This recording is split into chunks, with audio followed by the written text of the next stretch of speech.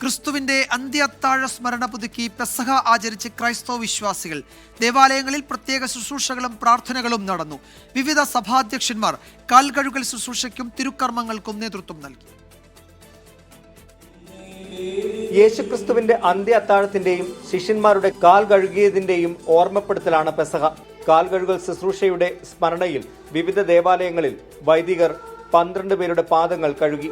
Ernakulam Kakkanad saint Francis Assisi പള്ളിയിൽ നടന്ന തിരുക്കർമ്മങ്ങളിൽ സീറോ മലബാർ സഭാധ്യക്ഷൻ മാർ റാഫേൽ തട്ടിലും തലശ്ശേരി സെന്റ് ജോസഫ് കത്തീഡ്രലിൽ നടന്ന തിരുക്കർമ്മങ്ങൾക്ക് Thalassery archbishop Mar Joseph പാംബ്ലാനിയും നേതൃത്വം നൽകി. പട്ടം സെന്റ് മേരീസ് പള്ളിയിൽ കർദിനാൾ ബെസോലിയസ് മാർ ക്ലിമിസ് കാത്തോലിക്ക ബാവയുടെ കാർമ്മികത്വത്തിലായിരുന്നു ശുശ്രൂഷകൾ. നിങ്ങളെയും നിങ്ങളോടുകൂടെ ഞങ്ങളെ എല്ലാവരെയും ആത്മാവിലും സത്യത്തിലും നവീകരിക്കുകയും ചെയ്യുമാറാകട്ടെ.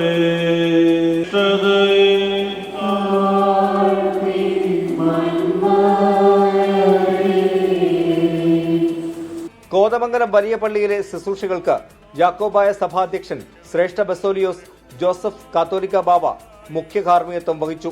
കോട്ടയം വാഴൂർ സെന്റ് പീറ്റേഴ്സ് പള്ളിയിൽ നടന്ന കാൽകഴുകൽ ശുശ്രൂഷകൾക്ക് ഓർത്തഡോക്സ് സഭാധ്യക്ഷൻ ബസാലിയസ് മാർത്തോമ മാത്യൂസ് തൃതീയൻ കാത്തോലിക്ക ബാവയും നേതൃത്വം നൽകി.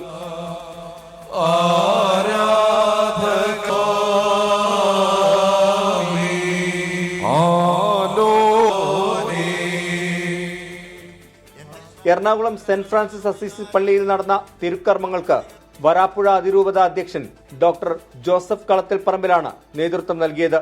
പെസഹ അനുസ്മരണത്തിന്റെ ഭാഗമായി ക്രൈസ്തവർ വീടുകളിൽ അപ്പം മുറിച്ച് പെസഹ ആചരിച്ചു. 24 കോട്ടയം.